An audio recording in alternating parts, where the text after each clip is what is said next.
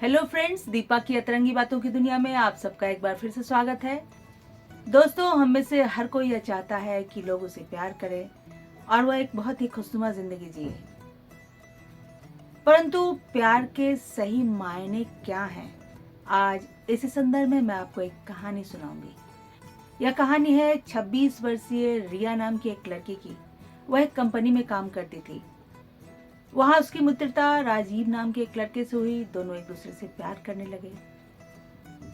दोनों को देखकर ऐसा लगता था मानो दोनों एक दूसरे के लिए ही बने हों। राजीव तो इतना प्यार करता था रिया को, जैसे लगता था भला कोई और क्या ही इतना प्यार करेगा।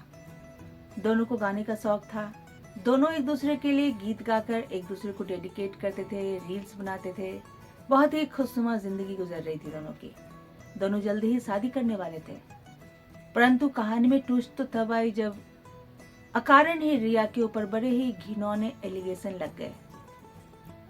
हालांकि सबको यह पता था कि रिया ऐसी लड़की नहीं है, परंतु कोई भी उसके सपोर्ट में खड़ा नहीं होना चाहता था। रिया को राजीव से बड़ी आशा थी, परंतु राजीव ने साफ शब्दों में कह दिया कि प्यार तो मैं तुमसे करता हूँ, शादी भी तुमसे करूंगा, परंतु इस मामले में तुम्हारे सपोर्ट में खड़े होकर मैं अपनी नौकरी को तो खतरे में नहीं डाल सकता ना, क्योंकि मेरे ऊपर मेरे घर की जिम्मेवारियां हैं। वैसे भी मैं तुम्हें महज 2 वर्षों से ही तो जानता हूँ।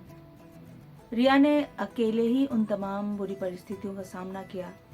अपनी लड़ाई वह खुद लड़ी और अंततः कोर्ट ने उसे बाइज्जत बरी भी किया। वो अपनी नौकरी पर बाइज्जत वापस लौट तो गई, परंतु वह राजीव की जिंदगी में वापस लौट कर नहीं आई, क्योंकि उसे अब सबक मिल चुका था। इस कहानी को सुनकर मुझे बचपन की एक घटना याद आ गई। मैं उस वक्त महज 13 वर्ष की थी और मैं अपने परिवार के साथ चिड़ियाघर गई थी। वहां बंदरों के पिंजरे के पास काफी भीड़ इकट्ठा थी।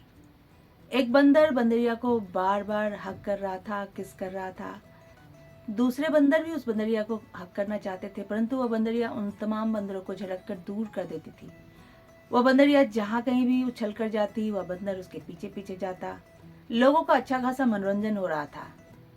परंतु बंदरों की इस प्रेम कहानी में भी ट्विस्ट तब आया था जब किसी ने अचानक ही बंदरिया के ऊपर छोटे छोटे कंकर फेंकने शुरू किए। अब सारे बंदर उस बंदरिया को अकेला छोड़कर अपने आप को बचाने में लग गए। वो बंदरिया खुद को अकेली ही बचाती फिर रही थी।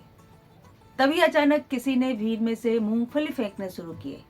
अब सारे बंदर मूंगफली लेने के लिए झपट पड़े और हद तो तब हो गई जब वह बंदर जो उस बंदरिया को इतना प्यार कर रहा था, इतनी बार हक कर रहा था, इतना किस कर रहा था, मूंगफली लेने के चक्कर में उस बंदर ने उस बंदरिया को ही पीछे झटक कर फेंक दिया था। दोस्तों, ये तो जानवर थे, परंतु मुझे लगता है कि हम इंसानों में भी कुछ लोग ऐसे होते हैं जो यह नहीं समझ पाते कि प्यार करने के सही मायने क्या है। किसी को हक करना, मीठी मीठी बातें करना, उसे बातों में फुसलाना, सिर्फ यही तो प्यार नहीं है। तभी तो लोग ये कहते हैं कि जो बुरी परिस्थितियों में भी हमारे साथ खड़ा होता है, वास्तव में वही हमारा अपना है। ऐसे ही कुछ अन्य तरंगी बातों के साथ मैं फिर से हाजिर होंगी। तब तक के लिए बाय बाय।